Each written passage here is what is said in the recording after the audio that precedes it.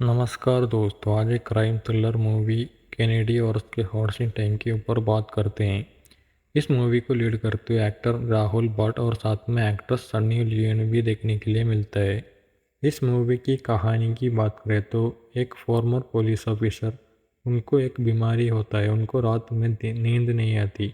इसी के कारण वो क्या कुछ करता है वो सब आप लोगों को इस मूवी में देखने के लिए मिलता है। ये मूवी आप लोगों को 2 आवर 26 मिनट मूवी लेंथ के साथ देखने के लिए मिलता है। अब हॉट सीन टाइम के ऊपर बात करते हैं।